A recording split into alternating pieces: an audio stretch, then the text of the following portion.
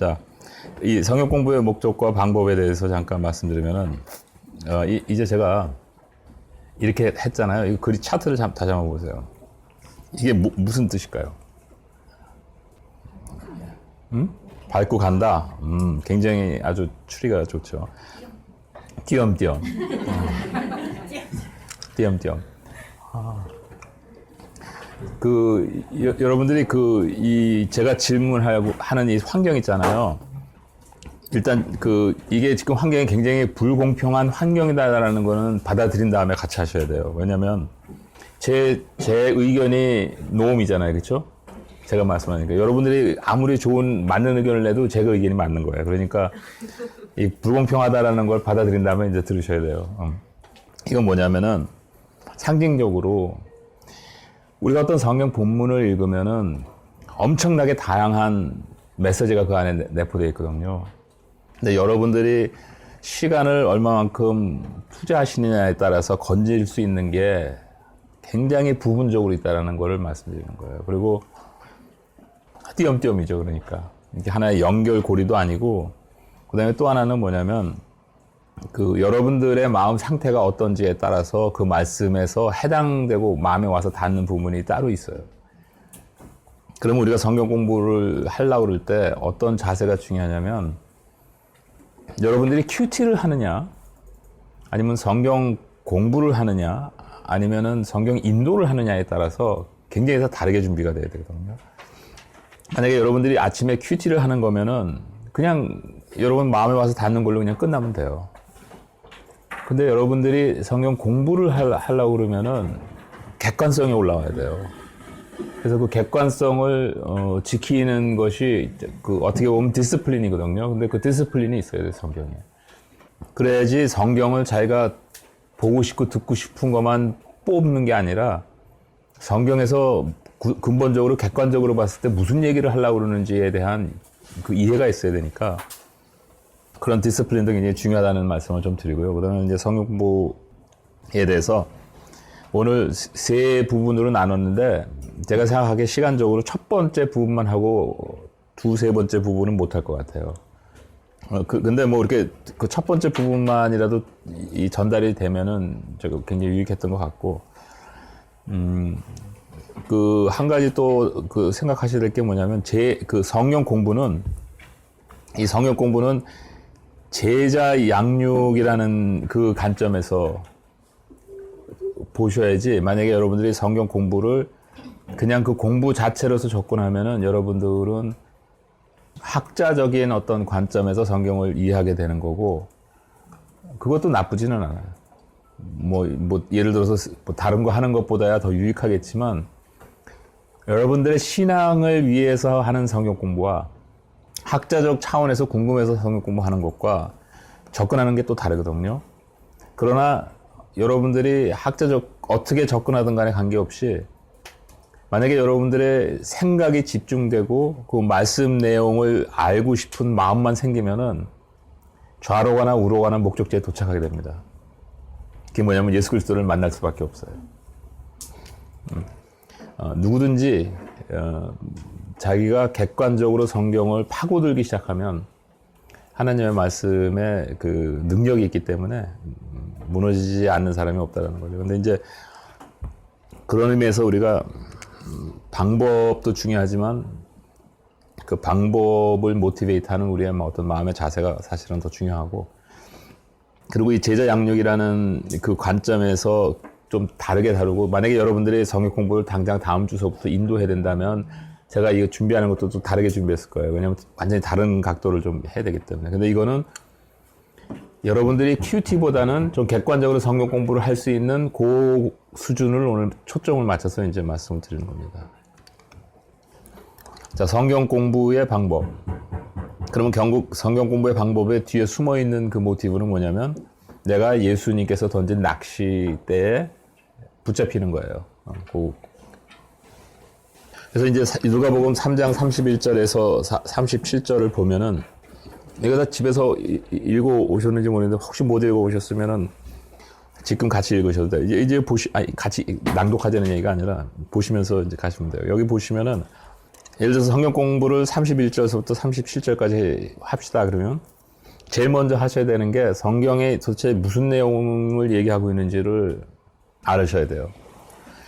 자, 그러면 여기서 이제 딱 보면은 이게 문단이 나눠집니다. 이게 한 스토리지만 이렇게 나눠서 이제 생각을 하는 게 더 도움이 되죠. 접근하는데. 첫 번째는 뭐냐면 갈릴리 가버나움 동네에 내려오사 안식일에 가르치심에 저희가 그 가르치심의 논란이 이는 그 말씀이 권세가 있음이라. 제가 목이 안 좋아서 사탕을 좀 빨고 있으니까 죄송합니다 말하는데 여기서 이제 보시면은 성경을 읽은 다음에 제일 먼저 하셔야 되는 게 뭐냐면 지극히 상식적인 얘기인데 머릿속에서 내가 지금 읽은 게 무슨 얘기인지 한번 생각해 보세요. 그게 왜 중요하냐면 읽었을 때 나 이게 지금 무슨 얘기 읽었는지 안다라고 생각하는데 내 머릿속에서 뭐 읽었는지 내가 다시 요약해서 얘기를 못하면 이해 못한 거예요. 딱 읽고 나서 이제 저한테 이제 이거 그냥 생각나는 대로 쓴 거예요. 특별히 준비하려고 하는 게 아니라 그냥 안식일에 말씀을 전하셨고 귀신 들린 사람을 고치셨구나 하는 게 여기서 이제 처음 읽었을 때 이 부분을 읽으면서 안식일에 전하셨다라는 게 이제 이 첫 부분에 이제 와서 이제 닿다라는 거예요. 그리고 두 번에 보면은 귀신 들린 사람이 예수께 자신들과 상관하지 말라고 하셨고 예수님은 귀신을 내쫓으셨구나. 이거 보시면 아시겠지만 내가 이 첫 번째 했었을 때 이 문단을 읽으면서 이 문단에 국한된 것만 한 게 아니라 그 다음 문단에 나오는 것까지 이미 연결이 돼버렸잖아요. 그게 뭐냐면은 처음에 한번 쭉 읽을 때 그게 머릿속에 들어와 있는 거예요. 그래서 첫 문단을 읽었는데 여기서 안식일에 가르치심에 할 때 귀신 들린 사람 고친 게 같이 머리에 떠오른 거예요. 지금 무슨 얘기 말씀을 드리려고 그러냐면 지금 제가 여러분들한테 이거를 강의하려고 이렇게 리파인하지 않았다라는 걸 드리는 거예요. 그 다음에 세 번째는 뭐냐면 사람들이 놀라고 소문을 내기 시작했다. 굉장히 단순한 그런 아카운트죠. 근데 여러분도 이 성경을 처음 읽었을 때 이렇게 대충 문단을 나누고서는 무슨 내용인지 얘기해보라고 그러잖아요. 이게 수양회 같은 데 갔을 때 이제 아침 만나서 큐티하고 그럴 때 이 2절 정도 읽고서는 얘기해보라고 그러면은 10명 중에 5명은 얘기 못하는 거 아세요? 읽을 때는 아는 것 같은데 딱 하면은 무슨 얘기 했는지 전혀 기억이 안 나요. 그러니까 머릿속에 인지가 안 되는 거예요. 근데 제가 지금 여기서 말씀드리는 건 뭐냐면 머릿속에 인지를 시키라는 얘기를 말씀드리는 거예요. 근데 제가 갔던 수양회에 초등학생들만 오는 수양회가 아니라 정상적인 사람들이 오는 수양회였었어요. 그러니까. 자, 그러면서 이제 끝날 때 어떤 생각을 하냐면, 그냥 여운이 남기는 거야. 귀신 들린 사람, 예수님의 대응.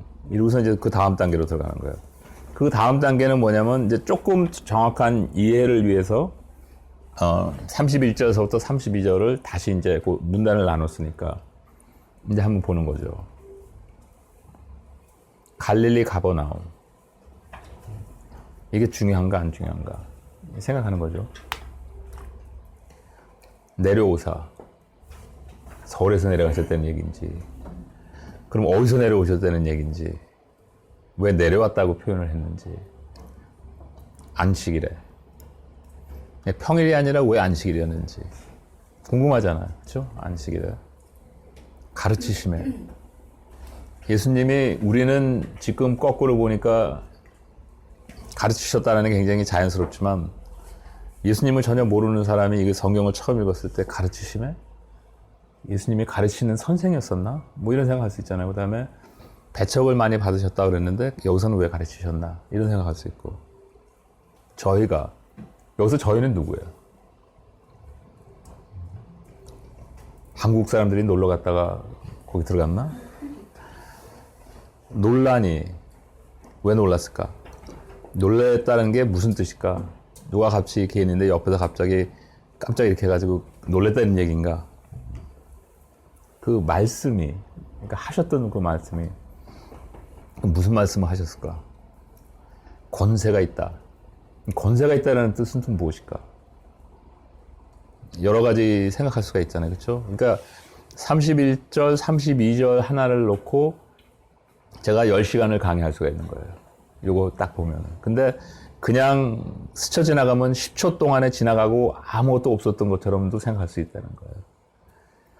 그러면 갈릴리 가버나움 그러면은 궁금하잖아요. 그러면 그게 어딘가 하면은 어디냐면은 지금 여기거든요. 가버나움 있잖아요, 그렇죠?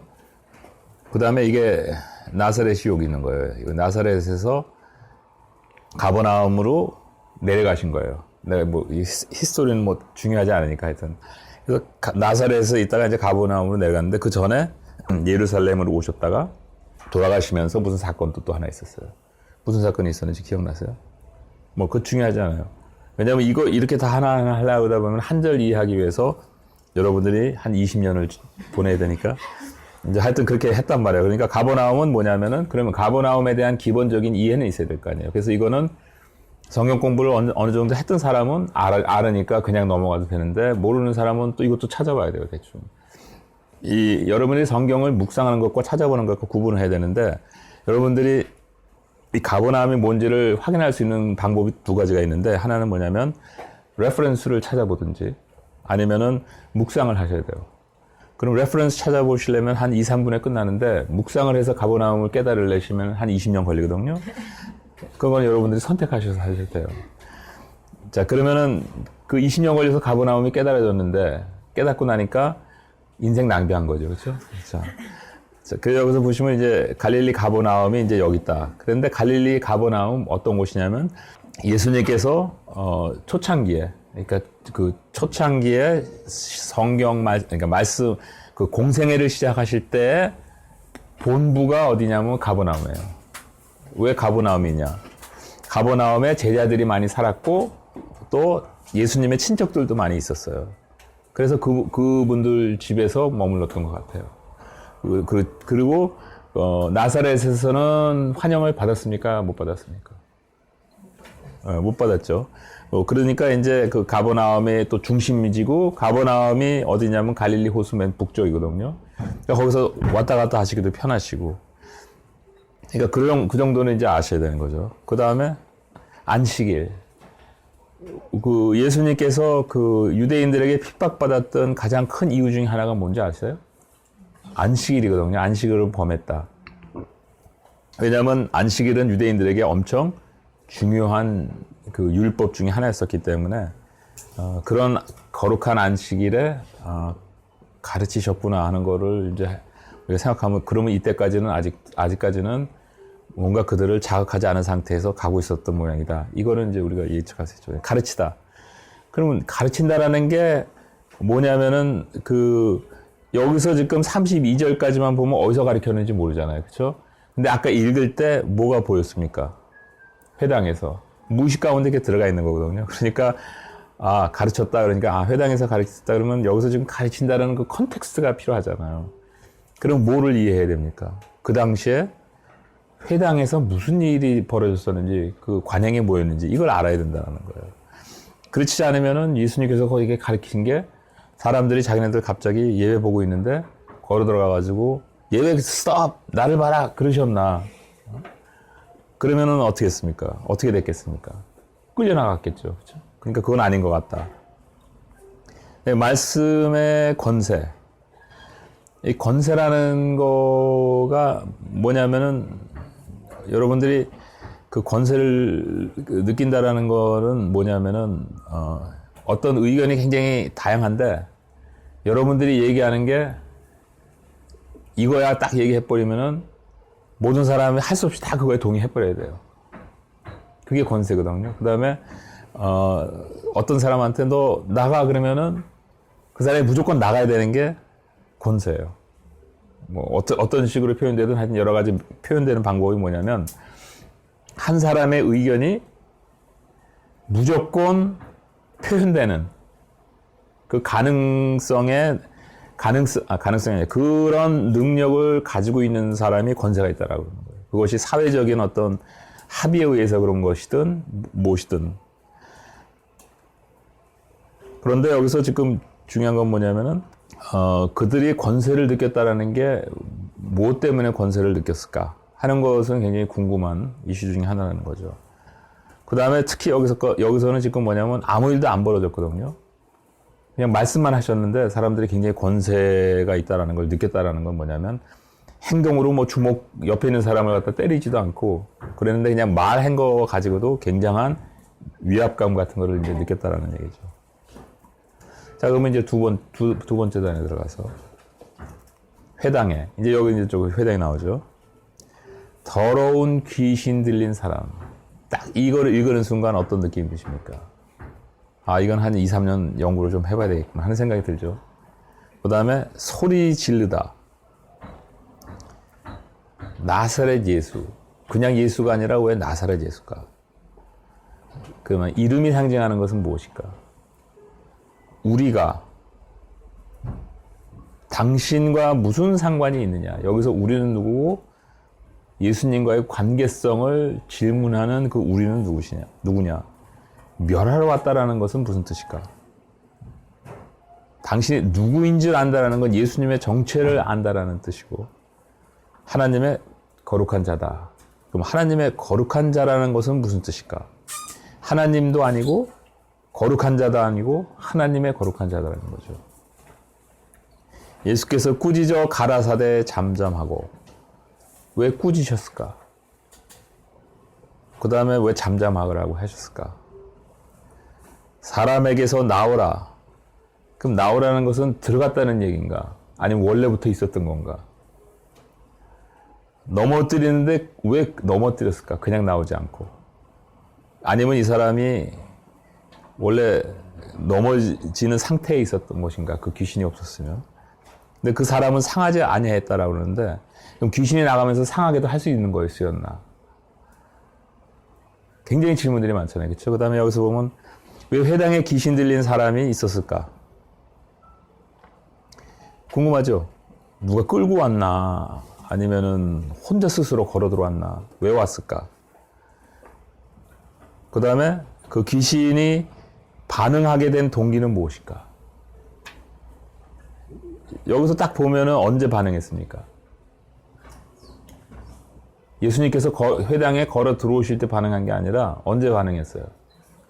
사람들이 말씀에 권세가 있다는 것을 느끼는 순간, 말씀에 충격을 받는 순간 반응했거든요. 그것도 굉장히 중요한 리액션이라는 거예요. 더러운 귀신이 있다면 깨끗한 귀신도 있나? 아니면 그냥 표현을 그렇게 한 것인가? 그 깨끗한 귀신이라는 건 뭘까? 난가? 그 다음에 어떤 경우에 귀신이 사람에게 들어가는 것인가? 만약에 들어갔다면? 아니면 우리는 다 귀신을 우리 안에 모시고 사는 건가? 생각해 볼 수 있는 거잖아요. 그죠? 예수가 아닌 나사렛, 지역의 이름을 앞에 붙이는 이유는 또 뭘까? 우리라 하면 귀신이 단수가 아니라 복수라는 뜻인데, 복수라는 개념을 우리는 어떻게 해석해야 될 것인가? 삼위일체에도 복수인데 그 개념하고 비슷한 개념인가? 뭐 여러 가지 생각해 볼 수 있잖아요. 그렇죠? 그다음에 귀신의 항이 섞인 불만 표현에서 하나님께서 이런 귀신들의 행위에 관해 멸하라 하시라는 것을 불편하게 생각했다라는 것을 우리가 느낄 수 있는데, 그렇다면 영적 질서 내에서 사람에게 귀신이 드는 그 자체가 지금 현재는 찌그러진 세상의 가운데서는 자연적 현상인가? 그러니까 찌그러진 가운데에서의 자연적 현상인가? 왜? 그 자기가 귀신이 만약에 이것이 자연적 현상이라면 예수님께서 관여하는 것에 대해서 굉장히 불쾌하게 생각했다는 얘기거든요. 그 다음에 귀신은 예수님을 알아보았는데 영의 영적 세상의 지식은 우리와 다르다라는 거, 인포메이션 플로우가 다르다는 걸 느낄 수 있고, 꾸짖으심은 그들의 행위도 그 허락된 선을 넘어선 것으로 보인다는 거예요. 뭐냐면 너희들의 선을 넘었기 때문에 꾸짖으셨다는 건 뭐 잘못된 거를 지적하는 거 아니에요. 그렇죠? 근데 관여하는 그 자체에 대해서는 불평을 표현했는데 뭔가를 넘어섰다는 것 때문에 꾸짖으셨다는 걸 볼 수가 있고, 잠잠하라 하는 것은 예수의 신분이 노출되는 것을 꺼려해서 잠잠하라고 그랬을 것일까? 아니면은 다른 이유 때문일까? 아니면은 너무 소리를 치르니까 귀신 들린 사람 목이 너무 아파서 아플까 봐 그랬을까? 그 다음에 나오라는 예수님의 명을 거역하지 못하는 영적 질서가 한번 우리는 생각해 봐야 되겠다. 이런 것들을 다 생각할 수 있다는 거죠. 자, 그러면 33절에서 35절도 여러분들이 조금 깊이 묵상하려면은 한 2년은 하셔야 된다는 거예요. 왜 넘어뜨리고 나왔을까? 아까 그 얘기죠. 그런데 그 사람은 상하지 않은 이유 못 가. 넘어지면서. 자, 마지막으로 이제 36절에서 37절 보면 다 놀라 서로 말하여 가로되 이 어떠한 말씀인고 권세와 능력으로 더러운 귀신을 명하여 나가는도다 하더라. 그런데 권세와 능력, 아까 잠깐 얘기했죠. 명한다라는 거. 부탁하는 것도 아니고 제안하는 것도 아니고 명한다라는 거. 그 다음에 소문이 근처에 퍼진다라는 거. 이 권세가 있다는 건 힘이 뒤에 뒷받침해주고 있다는 걸 의미하는 거고, 그 예수님의 소문이 그 지방에서 퍼지는 것이 수위를 조절하는 것 같다라는 생각이 들고, 이거는 여러분들이 예수님의 3년의 공생의 행적을 아셔야지만 이해할 수 있는 부분이에요. 근데 지금 만약에 여러분이 성경적 배경이 없으면 이 질문을 할 수가 없어요. 그러니까 그건 상관없어요. 그래서 아까 제가 말씀드렸던 게 성경은 한 번 공부할 때 한 번 깨닫는 수준이 있고 그 다음에 공부할 때 또 한 번 깨닫는 수준이 있는데 그 다음에 수준이 깨닫는 거는 왜 그러냐면 이거 공부하고 다른 데 공부하다 보니까 이거에 대한 배경이 이해가 되는 거예요. 그러니까 다시 왔을 때 이제 보는 거고, 그 다음에 다음에 왔을 때 볼 때에는 이때 깨닫지 못했던 것들이 배경 때문에 못 깨달은 것도 있지만 자기가 이것을 경험해보지 못했기 때문에 깨닫지 못하는 게 더 많아요. 그래서 이 말씀이 경험되어지면 그 다음 단계로 이제 올라갈 수 있잖아요. 자, 이것이 이제 정확한 이해였었고, 그 다음에 두 번째로 보면은 배경에 대한 이해. 배경에 대한 이해를 좀 해야 되는데,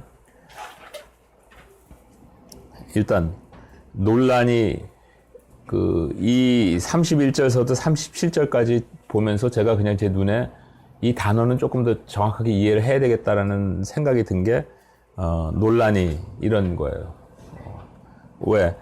여기서 이 사람 그 가르침을 논랄 때 어떤 식으로 논랐느냐에 따라서 그 가르침의 권세가 어떠했는지를 갖다가 추측할 수가 있잖아요. 그렇죠? 그러니까 그거를 생각해 봐야 되겠다는 느낌이 들었는데, 여기서 그 어원의 표현이 뭐냐면은 그냥 놀랐는데 이렇게 듣다가 쟤 괜찮은데? 이게 아니라는 얘기예요. 이 어원의 뜻은 무엇이냐면 딱 듣고 있다가 저 이상한 사람 아니야? 이렇게 놀랬다는 거예요. 무슨 얘기인지 아시겠죠? 갑자기 충격을 받았다라는 거예요. 듣고 있다가 저 이상한 사람인데? 이런 거. 그러니까 느낌이 확 달라지잖아요. 그렇죠? 그 다음에 크게 소리 지르다. 어떻게 소리 질렀냐면 비명을 질렀다는 얘기예요. 비명. 와! 그러면서. 그 다음에 멸하러 왔다라는 것이 무슨 뜻이냐면 없애버린다라는 얘기예요. 씨를 말리겠다라는 약간 그런 뉘앙스를 품은 거거든요. 그러니까 이 귀신들이 자기네들 이제 없애러 오신 시간이 됐나 하고 놀랬다라는 얘기예요. 자, 이 어원들만 봐도 벌써 이 내용이 확 달라지죠. 그러니까 그게 그 어원들을 갖다가 공부하는 게 굉장히 중요하다는 얘기예요. 자, 가버나움은 예수님의 공생의 초기의 근거지로 삼았던 마을이다. 아까 이미 제가 말씀드렸던 거고, 이거 배경이고. 그 다음에 그 당시 회당은 지역 중심의 유대인들이 모여 형성한, 이거는 이제 뭐냐면은 여러분들이 20년을 묵상해도 깨달을까 말까 한 건데, 레퍼런스를 찾아보면은 2, 3분이면 깨달을 수 있는 거예요. 근데 사실 이거는 2, 3분에 깨달을 수 있는 게 아니라, 왜냐면은 어떤 레퍼런스를 보느냐에 따라서 굉장히 다르게 설명을 하는데, 예수님 당시에 회당이 어떤 식으로 사용했는지를 보셔야지, 지금 회당이 어떻게 사용되고 있는지를 보면 엉뚱한 답을 얻으신다는 거예요. 그러니까 여러분들이 보실 때 이것이 유대인들의 그 소스에서 나온 건지 기독교인들이 만든 건지, 왜냐하면 약간 좀 극단적으로 표현하면 어떤 식으로 표현이 될 수 있냐면, 유대인들의 소스에서 나온 거 보면은 역사적으로 조금 더 정확한 것 같아요. 그 당시에 무슨 일이 있었는지. 기독교의 그 신학자들이 그 쓴 거 이렇게 그 당시에 어땠다는 걸 보면은 굉장히 믿음이 좋아요. 그래서 여러분 믿음이 좋든지 아니면 역사적으로 조금 더 팩처리한 거를 원하시는. 저는 그래서 유대 소스에서 나오는 레퍼런스를 굉장히 많이 봐요. 뭐 개인적인 프레퍼런스예요. 자, 그런데 여기서 보면은 요약해드리면 어떤 거냐면은 그 당시에 회당은, 그러니까 여러분은 아시지만 바빌론으로 이제 쫓겨갔잖아요. 다 포로로 잡혀가지고 그 당시부터 예루살렘에 성전이 없으니까 이스라엘 백성들이 자신들의 신앙을 지켜나가는 것들이 그 레위 지파 중심으로는 그 말씀을 계속 기록하면서 정립을 다시 하고 모세 오경을 그때 다시 쓰고 그래서 우리가 공부한 신명기는 그때 다시 쓰여졌던 신명기를 공부한 거거든요. 그래서 신명기와 출애굽기 이런 거 볼 때 그 차이들이 거기서 이제 좀 있어요. 하여튼 그런데 이제 중요한 거는 이 회당이라는 것은 무엇이냐면 그 정확하게 언제부터 유래됐는지는 모르겠지만 예수님 오시기 전에 확실히 된 건데 회당을 만들기 위해서는 유대인들의 10가정이 되면은 회당을 만들 수 있었다고 그래요. 그러니까 하나의 그 공동체로 모이는데 그 공동체로 모일 때 있어서의 그 한 회당은 10가정이라는 건 뭐냐면 남자 10명, 아내, 그러니까 여자 10명 해서 20명이 돼야 되는 거고 그렇게 모였을 때 그 회당의 목적은 뭐냐면 예배 드리는 게 아니라 이 예배라는 개념이 뭐 하여튼 그거는 오늘은 컨트로버셜한 얘기는 안 하고 하여튼 그 당시에 회당의 목적은 뭐냐면 만나서 성경을 같이 보는 거예요. 누군가가 성경을 같이 읽고 성경을 같이 묵상하고 같이 교제하고 근데 그 같이 교제하고 그럴 때 패밀리 오리엔티드 돼가지고 여러 가정들이 한 장소에 모여가지고 펠로십을 하는 건데 그 펠로십이 뭐에 근거했었냐면 말씀이 먼저 읽어지고 그 말씀을 먼저 묵상하고 그 다음에 펠로십이 있었다는 게 굉장히 중요해요. 사실 제가 그리고 있는 미래의 교회가 이런 모습이에요. 하여튼 그리고 여기에는 이 목사가 따로 없었어요. 그냥 이 모인 사람들 중에 몇 사람이 그러니까 리더십이 그냥 내추럴 리더십이 생기는 거예요. 그러니까 말씀을 깊이 아는 사람들이거나 커미트먼트가 있는 사람들이 장로로 세워져가지고 장로라는 게 이제 여기서 얘기하는 장로는 오늘날 인기 투표에서 장로되는 게 아니라 그러니까 실질적으로 같이 살다 보면은 내추럴 리더십이 보이는 거예요. 그래서 그런 사람들이 모여서 그 사람들이 그 회당을 운영하는 거예요. 각자 이제 돈을 조금씩 내가지고 이제 운영을 하는 거죠. 뭐 헌금 내라 아니면 11조 내지 않으면은 뭐 너희 집이 뭐 가난해진다 뭐 이런 얘기는 안 했다고 전해져요. 그리고 거기서 이제 모여가지고 자기네들이 그 회당을 운영해야 되니까 뭐 사정에 따라서 이제 같이 기여하면서 살아가는 거죠. 그리고서는 그러고 있을 때 그 사람들 중에서 이 말씀 공부만 조금 더 많이 하는 사람들을 선생으로 세우는 거예요. 그래서 그 사람들이 이제 소위 말하는 라바이라는 그런 개념이 있거든요. 라바이라는 개념이 있어서 예수님의 호칭 중에 하나가 뭐냐면 라바이였었어요. 그래서 사람들은 처음에 예수님께서 어떤 회당에 좀 열심히 있어서 말씀 공부를 많이 해서 라바이가 된 줄 알았었어요. 근데 그 회당 중에서 특히 그 약간 그 중앙 나중에 이제 그 유대인들이 로마 제국의 밑에 오면서 회당들 중에 이제 그 회당이 재건설되잖아요. 그 예루살렘에 있는 성전이. 그러면서 거기서 연결되면서, 회당들을 이제 많이 이렇게 좀 중앙 집권제식으로 좀 집중했던 것 같아요. 근데 그래서 거기서 이제 그 지역이 있었는데, 중앙에서 그래서, 그때 레위 지파들 중심으로 제사장들이 가끔 이렇게 나가가지고 이제 조사도 좀 하고 뭐 그랬던 것 같아요. 무슨 문제가 있으면은 가서 심판도 좀 해주고 뭐. 근데 그때 주로 그 레위 지파에 속했던 사람들이 레위 지파가 아니라 사두개인들이었었어요. 그거를 그래서 사두개인들이 그때 이제 법적으로 그 공부를 했던 사람들이기 때문에. 자, 그래서 이제 그런 게 있었기 때문에 가버나움에서 예수님께서 성전에 주일이 아니죠. 그 안식일날, 그러니까 토요일이죠. 안식일날 성전에 가서 어떤 회당에 들어가서 가르쳤다라는 거니까 그 얘기가 뭐냐면 그 당시에 예수님께서 거기 몇 주 정도 이렇게 아마 회당들을 돌아다니시면서, 그날 성경을 읽고 싶은 사람들은 그 앞에 이렇게 의자가 따로 있었다고 그러거든요. 거기 있으면 이제 나와서 이제 읽었는데 아마 몇 군데 다니셨나 보죠. 그러니까 그 예수님께서 거기 가서 가버나움에 이렇게 돌아다니는 걸 사람들이 봤을 거 아니에요. 그때 가버나움의 인구가 굉장히 컸었는데 몇천 명이었었다고 그러거든요. 그 당시는 그게 굉장히 큰 이제 마을이었었죠. 뭐 10,000명이 넘었다는 그런 레퍼런스도 있고 그런데 하여튼 그 얘기는 뭐냐면 그 지역에 예수님께서 돌아다니셔 봤자 사람들이 이렇게 많지 않았다라는 거예요. 그러니까 다 대충 저 사람 어디 지나가는 거 내가 본 것 같은데 지난번에 고구마 사는 것 같았는데 뭐 이런 거 이제 봤겠다는 얘기죠. 그러니까 이제 딱 가서 오늘은 그럼 저 사람은 또 무슨 얘기를 할까? 그랬는데 갑자기 듣고 있으니까 이거 왜 이렇게 놀랬다는 얘기예요. 무슨 얘기인지 아시겠죠? 그러니까 그런 상황에 이제 예수님이 거기 계셨다라는 것이고. 그다음에 더러운 귀신이란 그 당시 헬라 문화가 굉장히 지배적이었었기 때문에 헬라 문화의 더러운 귀신과 깨끗한 귀신은 아니고 중립적 귀신들이 있었는데 그 중립적 귀신은 어떤 그 인과응보에 대해서 대응하는 어떤 뉴트럴한 그런 그 영들이 그 영들을 많이 생각했었다라는 얘기예요. 어제 여러분들이 그 유대인들의 탈무드나 아니면 그 레퍼런스 같은 거 보시면은 유대인들도 천사들 중에 그 뉴트럴한 천사들이 굉장히 많았어요. 그 뉴트럴한 천사들이라는 건 뭐냐면 그러니까 하나님의 어떤 법을 어겼을 때 그들을 처형하는 거 있잖아요.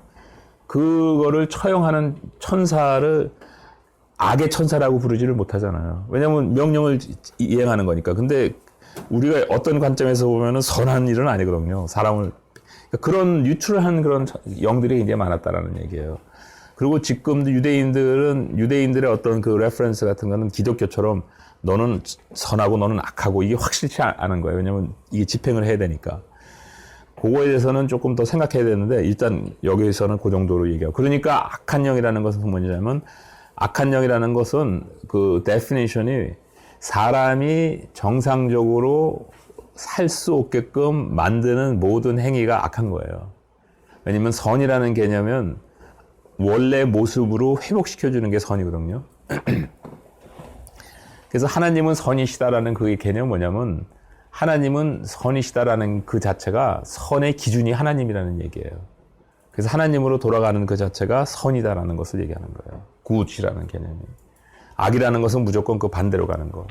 그래서 이단이라는 것을 판단할 때 여러분들이 어떤 사람이 무슨 얘기하는데 갑자기 이런 얘기를 했어 그러면서 약간 좀 성경에서 저런 얘기 안 하는데 좀 이상한 것 같다라는 식으로 얘기하는 거 있잖아요. 그런 사람 보면은 저 사람 이단이야 그러고 막 흥분하고 그러잖아요. 근데 사실 진짜 이단은 어떤 이단이냐면 성경에 있는 말씀 그대로 다 얘기하면서 해석할 때 자기에게 개인적으로 유익하게 해석하는 게 이단이에요. 진짜로.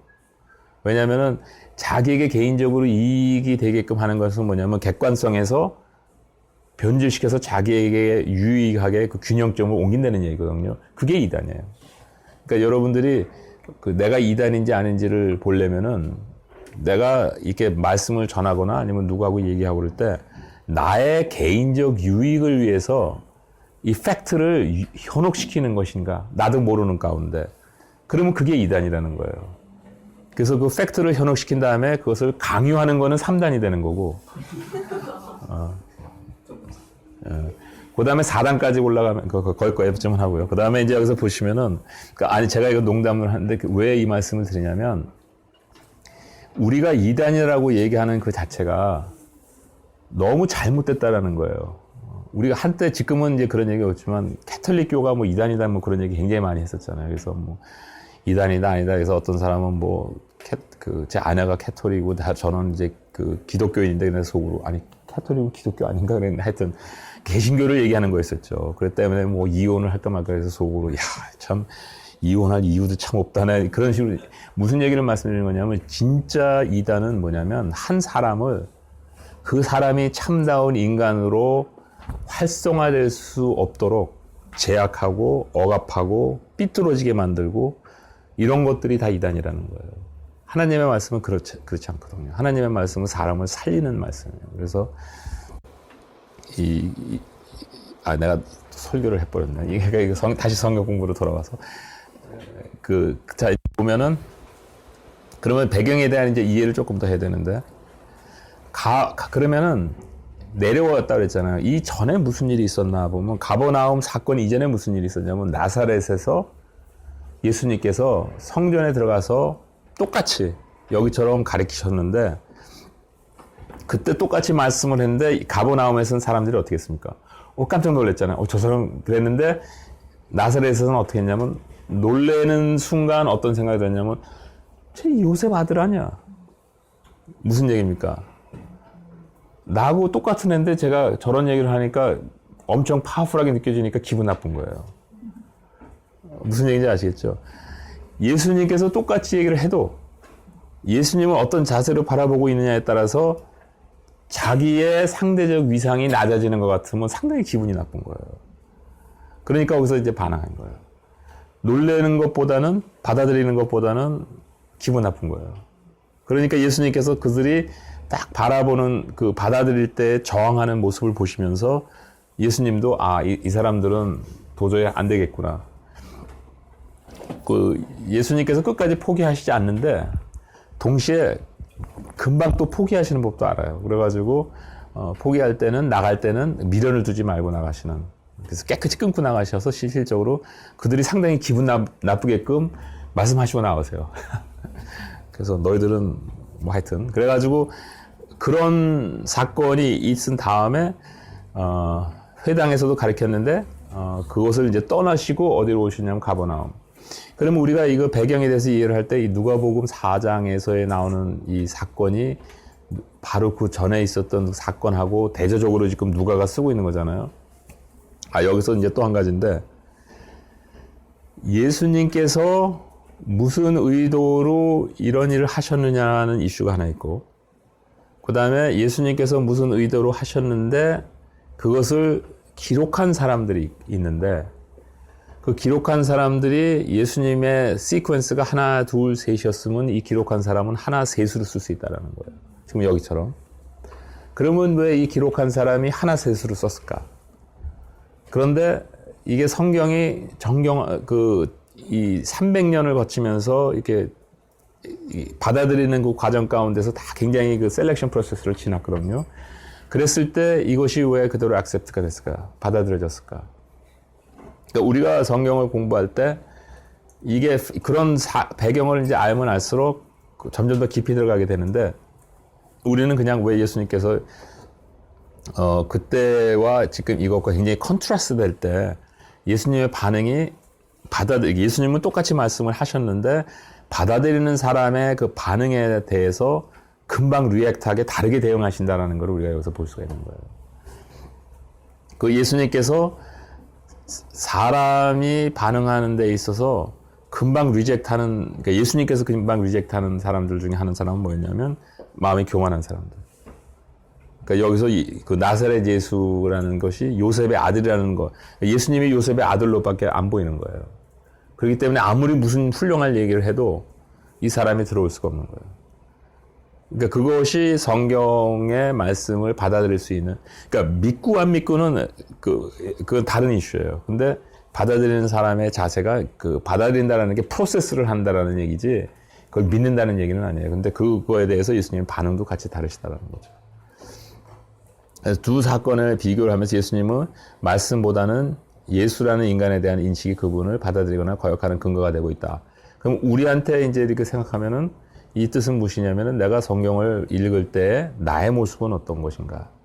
내가 예수를 나와 동등하게 생각하면서 성경을 읽으면은 내가 받아들일 수 있는 건 뭐냐면 내 자존심이 건드려지지 않는 범위 내에서만 받아들여지거든요. 그리고 나한테 혜택이 되는 거, 네트로. 자, 그러면 이제 여기까지는 이제 배경에 대한 이해였으면은 일단 이게 이제 끝나잖아요.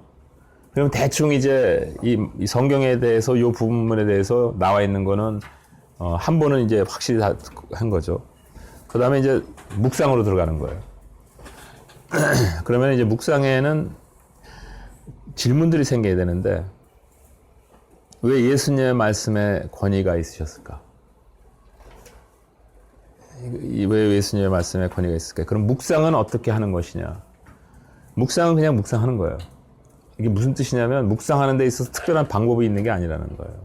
그래서 이제 예를 들어서 저 같으면 이걸 어떻게 하냐면은 예수님 말씀에 권위가 있었을까? 권위가 뭘까? 그러면서 이제 혼자 그냥 계속 생각하는 거예요.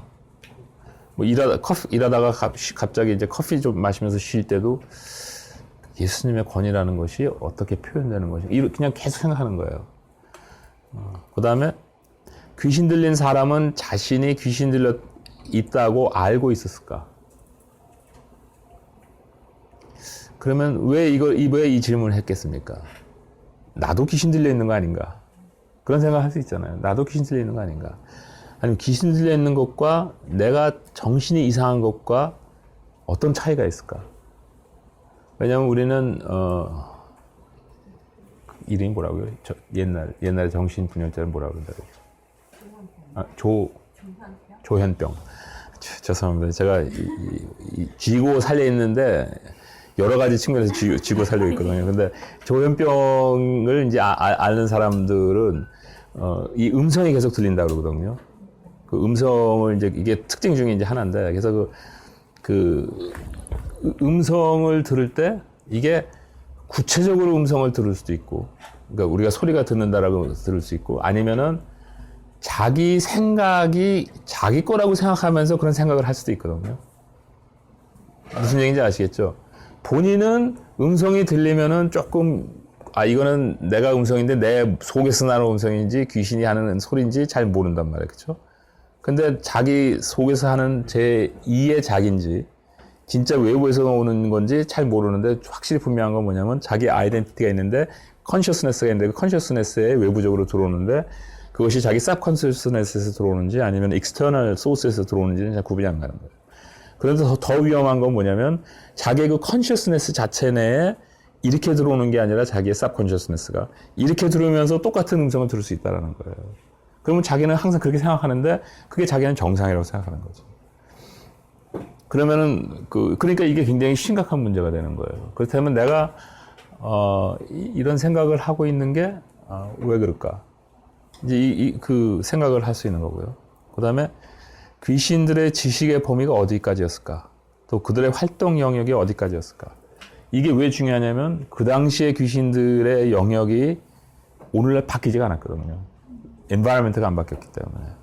그럼 오늘날도 똑같이 지금 활동하고 있다는 건데, 그러면 내가 이 귀신의 영역에 대해서 알고 있는 게 중요하지 않을까? 근데 여러분들이 그 조현병 알고 있는 그 치료하는 사람들, 그 사람들 이렇게 인터뷰하는 거 들어보면은 그 사람의 문제를 지적해주고, 그 사람이 어떤 이상한 생각을 하고 있다는 걸 지적해주는 게 굉장히 그 사람들 치유하는 데 도움이 된다는 거예요. 그러니까 우리가 이 사단의 영역에 대해서 알고 있으면 우리의 행동 방법, 예를 들어서 간단히 생각해 봅시다.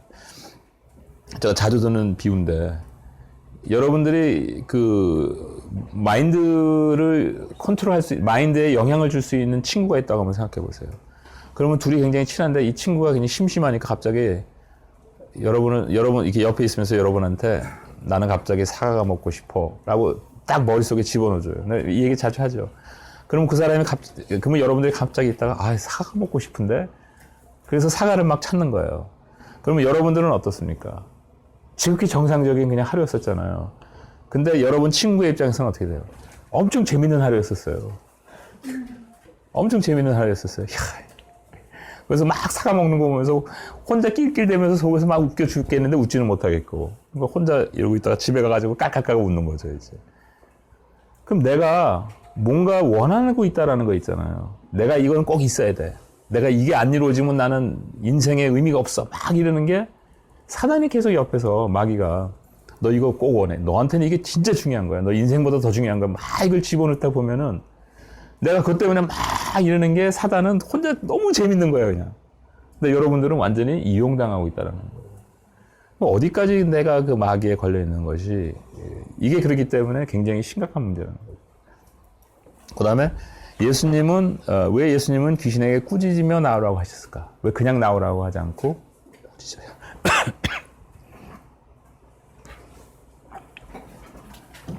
꾸짖었을까? 그래서 이제 묵상을 이런 것들을 이제 쭉 하는 거죠.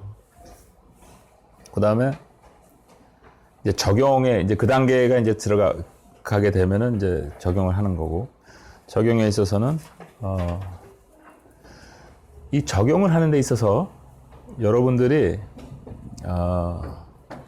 여러분들의 이 적용에서 이제 이 묵상에서도 여러분들이 여러분들의 경험과 지금까지의 어떤 그 역량에 의해서 여러분들이 깨닫는 게 이제 한계가 있는데,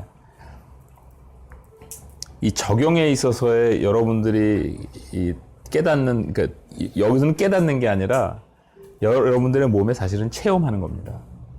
근데 이 체험하게 될 때에 여러분들의 그 체험하는 그 정도는 여러분들의 신앙하고 관련이 있어요.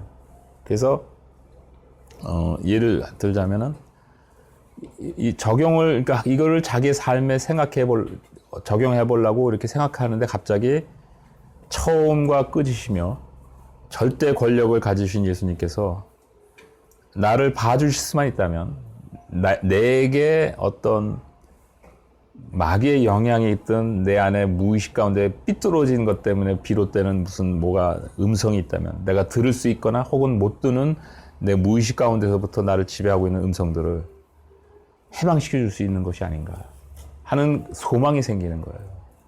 근데 이 소망이 생기는 게 연결되는 것은 하나님의 은혜라는 거예요.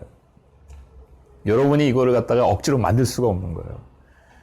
그런데 이거를 깨달을 때 강한 확신으로 여러분들의 온몸에 전율을 일으키면서 이러한 깨달음이 올 수가 있어요. 근데 그 깨달음이 오는 그 자체는 하나님의 은혜예요.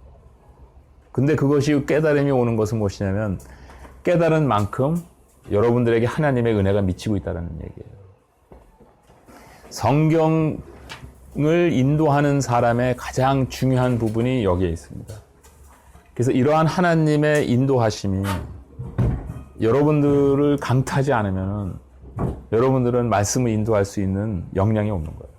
그래서 이제 요거 이제 한 가지 예를 들어요. 그다음에 예수님을 만날 수 있는 곳에 내가 가고 그곳에 크게 소리 지르면 예수님께서 나를 들어주시지 않을까.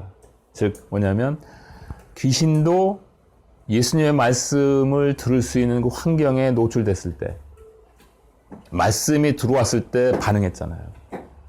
여기서 지금 하는 얘기는 뭐냐면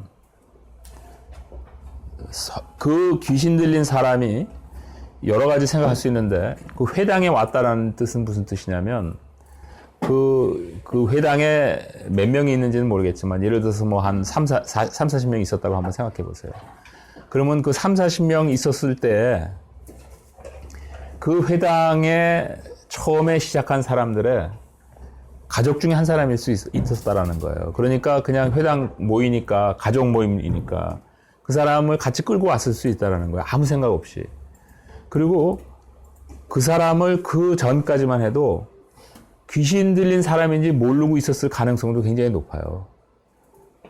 왜냐하면 그냥 그 사람 같이 그냥 평상 때 좀 같이 있다가 가끔 이상한 행동하고 그러면 참 쟤는 엉뚱한 애야. 이렇게 그냥 지나갈 수도 있었거든요. 그 다음에 아니면은 만약에 젊은 사람이었으면은 그 부모가 머리 좀 몇 대씩 계속 때리면서 야, 너 좀 그 짓 좀 그만해. 뭐 그러면서 야단을 쳤거나 이제 뭐 이런 상황이 있을 수 있었다라는 거예요.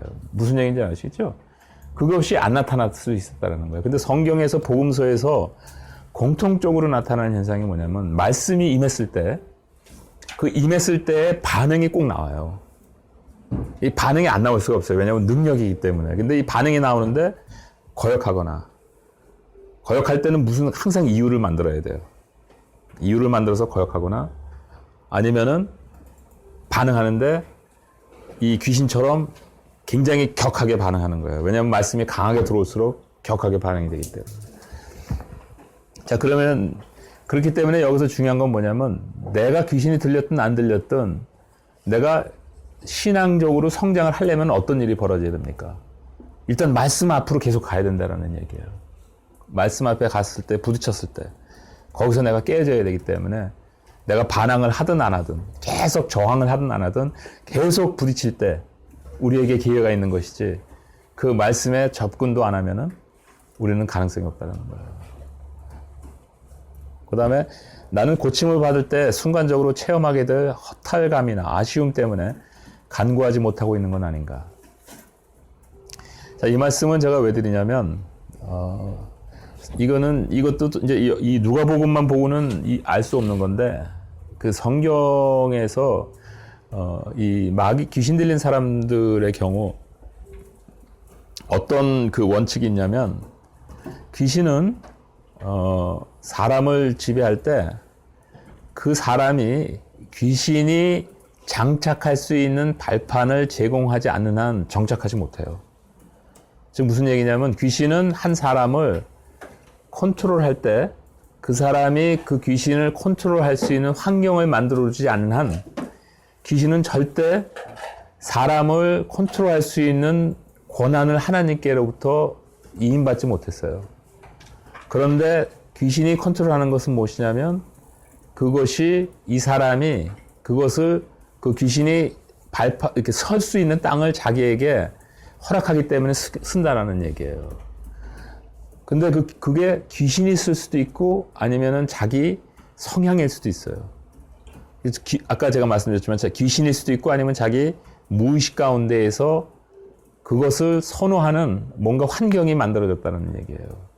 그래서 인간은 어떤 죄를 범할 때 그 죄를 범할 때 그 죄가 악하다라는 걸 알기 때문에 하나님 내가 이 죄를 짓지 않게 해주시옵소서라고 얘기하면서 동시에 그보다 그 컨셔스네스보다 한 단계 더 밑에 내려가면은 무의식 가운데 무슨 생각이 있냐면 나 이 죄를 그러나 죄 짓는 것을 포기할 수 없어 라는 생각이 있어요. 근데 이 죄를 포기할 수 없어라고 하는 이 생각은 두 가지에서 나올 수 있는데 아까 말씀드린 것처럼 하나는 외부적인 어떤 환경이 약했을 때 외부적으로 탐터가 들어가서 누가 영향을 주기 때문에 그럴 수도 있고 아니면은 자기가 인생 가운데서 살면서 무슨 여러 가지 역경과 환경과 깨달음과 이런 것들 때문에 뭔가 찌그러져 있기 때문에 이 찌그러짐이 아프기 때문에 이 찌그러짐의 아픔을 감싸고 있어야 되거든요. 그러면 그 감싸고 있는 그 행위 자체가 사단이나 마귀나 아니면 자기의 그 무의식이 죄를 짓게 하는 그 행위의 근본이 될 수 있다는 거예요. 그렇기 때문에 우리는 이거를 찌그러짐의 감싸움을 풀라고 하잖아요. 너무 아프기 때문에. 그래서 여러분 38년 된 병자에게 예수님께서 갔을 때 제일 먼저 질문한 게 뭔지 아세요? 무슨 질문했습니까? 내가 낫기 원하느냐 그랬거든요. 내가 낫기 원하느냐. 그때 질문했을 때 예수님께서 그냥 할 말이 없어서 어떻게 보면 굉장히 바보 같은 질문이잖아요. 38년 된 병자가 있는데 가가지고 제일 먼저 질문한 게 뭐냐면 눈을 바라보시면서 내가 낫기 원하느냐 이런 거예요. 근데 그게 굉장히 중요한 개념이라는 거예요. 성경에서. 오늘날도 마찬가지예요. 오늘날도. 하나님께서 오늘도 우리에게 내가 진정한 그리스도인이 되기를 원하느냐는 질문을 하신다는 거예요. 근데 대부분의 사람들은 컨셔스네스 레벨에서 그렇다고 그러는데 그 한 단계 더 내려가면 아니다라고 그래요. 대부분이. 자, 그러니까 이런 것들이 이 아쉬움, 허탈감 때문에 그 다음에 이제 쓰러졌다는 건 왜 그러냐면 이 사람이 진짜 귀신 들리고 있을 수 있었다라고 생각될 수 있는 게 이 사람의 컨셔스네스를 쥐고 있었기 때문에 컨셔스네스는 인간의 브레인을 통해서 이 육체에 커맨드를 하고 있거든요. 그러면 이 컨셔스네스가 이 귀신에서부터 원래 이 사람으로 트랜지션이 일어나는 거잖아요. 근데 이 사람이 귀신이 워낙 지금 말씀에 자극을 받아서 흥분되어 있었기 때문에 컨트롤의 힘이 강했었던 것 같아요. 근데 갑자기 빠드니까 뭐예요?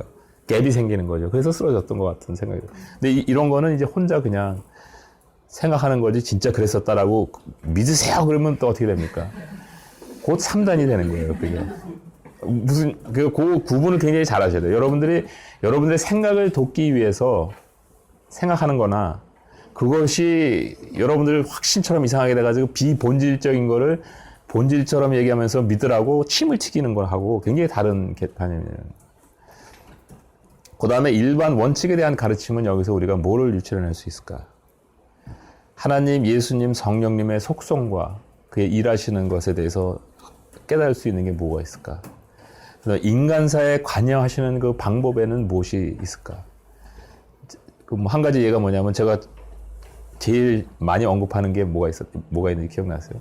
파트너십 프린시플. 이런 원칙들이 굉장히 많거든요, 성경에. 그 다음에 뭐가 있습니까? 사람의 속성과 현실에 대해서 우리가 배울 수 있을 만한 게 무엇이 있나? 자, 그러면은 이제 성경 공부 인도자일 경우에 지금 제가 나눴던 이것이 일주일의 기간 동안에 이루어져야 된다는 거예요. 요거는 그래서 인도하는 분들을 중심으로 이제 좀 생각을 해보면 이해하는 데 있어서 이게 뭐냐면 이 나눔까지가 이해하는 게 이제 성경을 처음 읽는 데서부터죠. 나눔까지가 일주일이라고 생각하시면은 이 정도 길이면은 며칠 정도 될 것 같으세요? 한 2, 3일. 무슨 얘기인지 아시죠? 2, 3일 정도는 백그라운드를 먼저 서치해야 돼요. 여러분들이 처음 읽고 나서부터 탁 책 닫고서는 무릎 꿇고 앉아가지고 묵상을 하면은 그러면은 일주일에 끝날 수 있는 거를 1년 정도 걸려요. 왜? 다 묵상을 통해가지고 그것도 결론을 내면은 대부분 제가 보기에 한 3단, 1.5단 정도까지는 올라갈 수 있을 것 같아요. 무슨 얘기인지 아시겠죠? 그러니까 쓸데없는 데 시간 낭비하지 말라는 거예요. 그 다음에 묵상은 그 이해가 중간 정도 가기 시작하면서 계속 같이 일어나기 시작해야 되고, 그 다음에 적용 체험은 이 묵상하는 가운데, 이해가 끝난 가운데 종합적으로 여러분들의 삶 가운데서 그것이 경험되기 시작해야 돼요. 갑자기 여러분들의 생활 가운데 그 체험되는 그 외부적인 환경이 여러분들이 이거를 깨닫게끔 만드는 환경이 생긴다라는 거예요. 만약에 여러분들이 진정으로 말씀을 묵상하고 계신다면. 그래서 이런 과정을 통했을 때 사실 묵상은 처음서부터 계속 하는 마음으로 유지를 하면서 이제 생활해야 된다는 거죠. 자, 이게 이제 1단이고, 이제 두 번째로인데 시간이 벌써 5분이 초과됐기 때문에